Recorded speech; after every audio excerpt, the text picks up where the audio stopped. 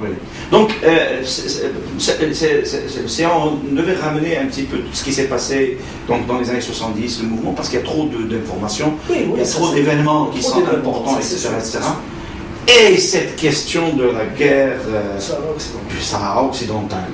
Maintenant, le Sahara occidental, il faudrait en dire au moins deux mots pour revenir et rebondir sur cette histoire de la main tendue de Boumediene à Boudiaf. Ah. Parce que moi, je persiste à croire que la main tendue de Boumediene à Boudiaf, c'est les années 70, avant la guerre, avant le Sahara occidental. Avant l'affaire du Sahara occidental.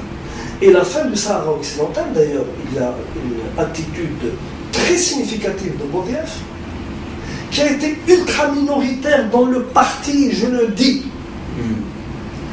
Le seul qui a soutenu les prétentions marocaines sur le Sahara s'appelle Mohamed Boudiaf, unique. Ah bon, hein? Quand l'affaire a été discutée dans le parti, l'écrasante majorité des militants du parti étaient pour la position de Boumediene, c'est-à-dire non à la marocanité du Sahara. Nous étions tous pour le droit des peuples à disposer d'eux-mêmes.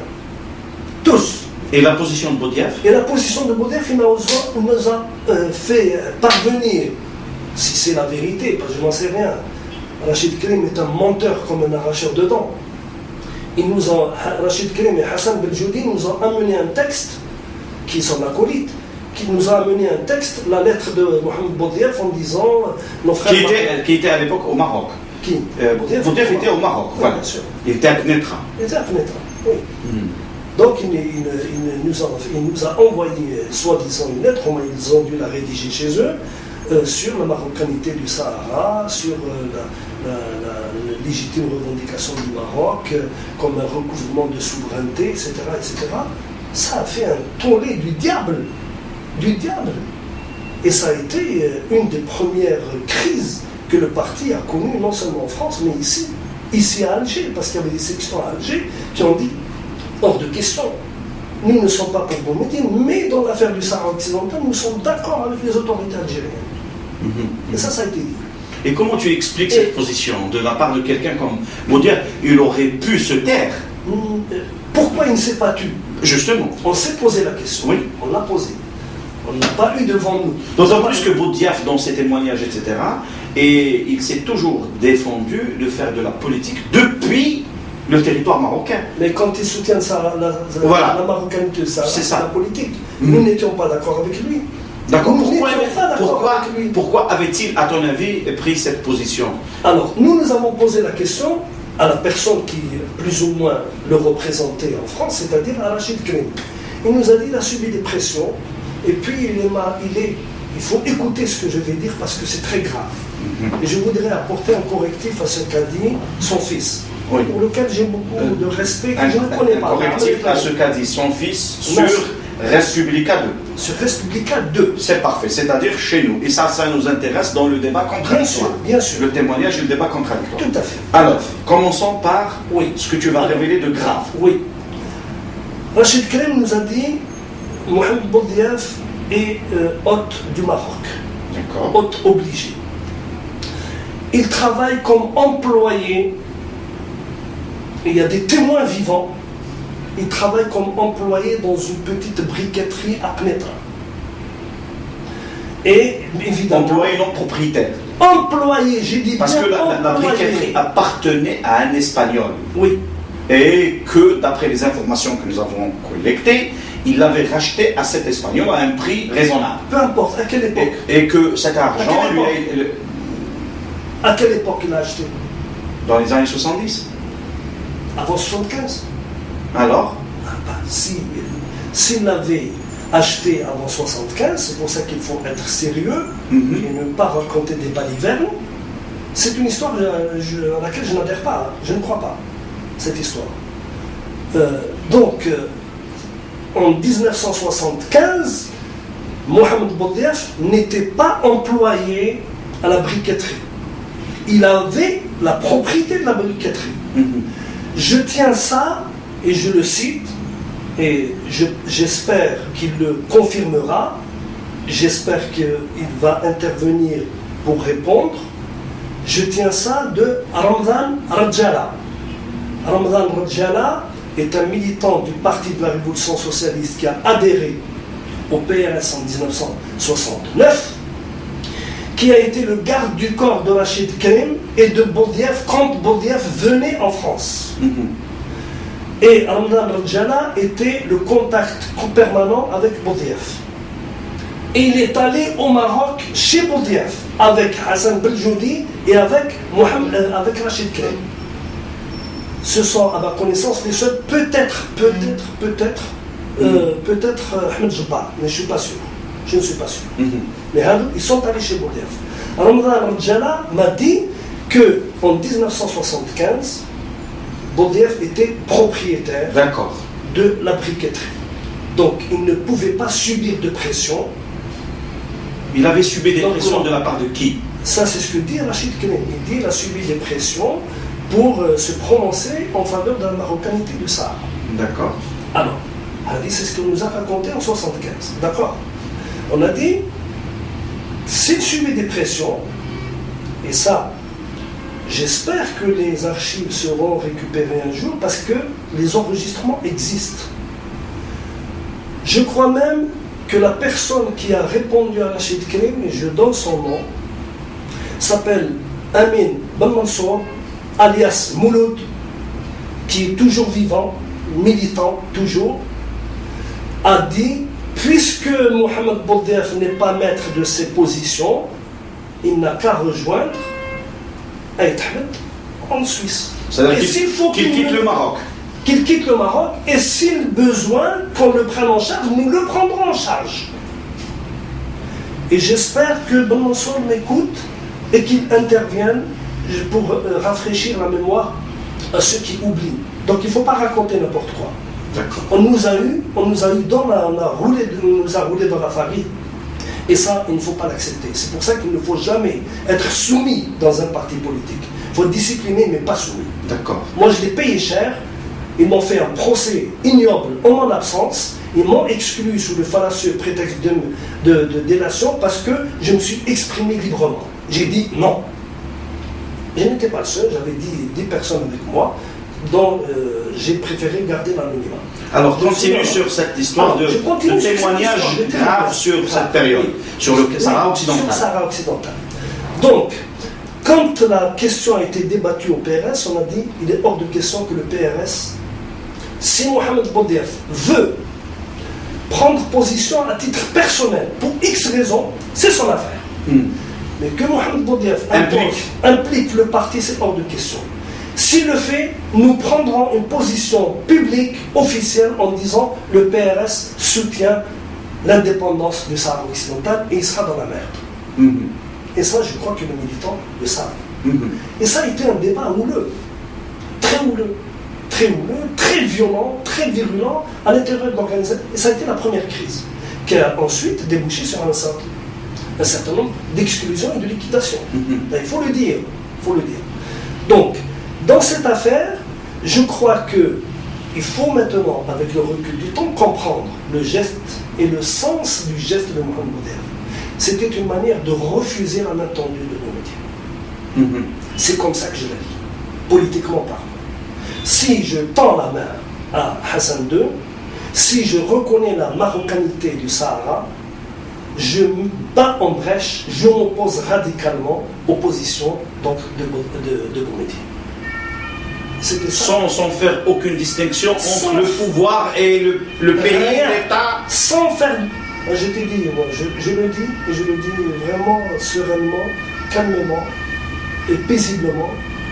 Mohamed Boudiaf n'est pas un homme politique. Il n'a pas de formation politique. Donc tu l'as dit également pour les autres aussi. Pour tous les autres. Je le dis tout sereinement, c'est un militant. Il est respectable pour ses positions militantes, pour son engagement, pour son en action, etc. Mais politiquement, je suis désolé. Il est dans l'indigence politique. Il est dans l'indigence politique dont ont profité les gens qui étaient autour de lui pour lui faire un certain nombre de choses. Continuons sur le Sahara occidental. Toujours sur le Sahara occidental. Dans l'affaire du Sahara occidental, il me semble que le parti s'était arc-bouté à des principes qui sont des principes révolutionnaires. Ces principes, dans notre parti à nous, ils avaient deux sources essentielles. Dans le parti, c'est un parti qui regroupe beaucoup de gens, qui est en formation permanente, c'est-à-dire l'adéquation entre les positionnements et l'aplanissement des différences se faisait dans la formation. Il y avait un courant minoritaire marxisant, dont je faisais partie, je continue à m'en réclamer.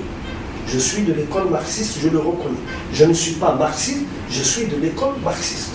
C'est-à-dire, j'accepte les explications sans adhérer fondamentalement à toute la doxa marxiste. C'est-à-dire tu es comme Marx.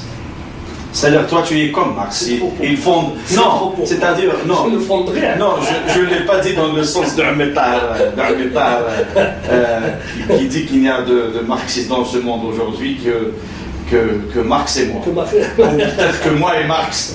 Non, je ne le dis pas dans ce sens-là. Et je parle d'un métal, Ben Aïcha. Alors, oui, parfait. Mais en fait, ce que je voulais te dire, c'est que Marx, c'est le fondateur de l'idée, sans être lui-même marxiste. Exactement. Toi, tu n'es pas marxiste, mais tu fais partie de l'école. Il y a beaucoup de choses que j'accepte du marxisme fondamentalement, l'explication rationnelle, etc.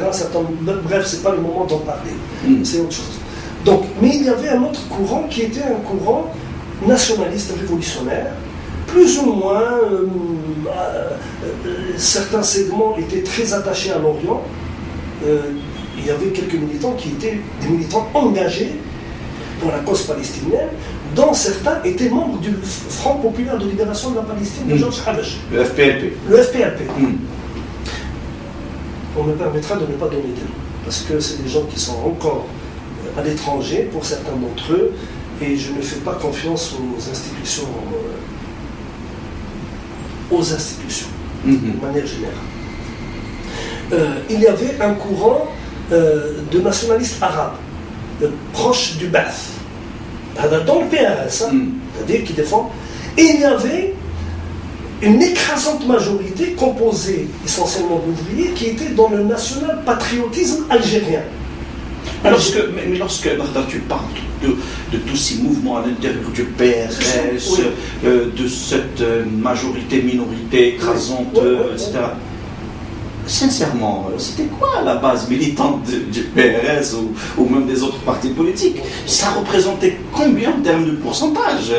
Y avait-il beaucoup de monde? C'était quoi? Oui, alors, ce que j'ai vu... Tu comprends mon... Oui, je te comprends parfaitement. Oui.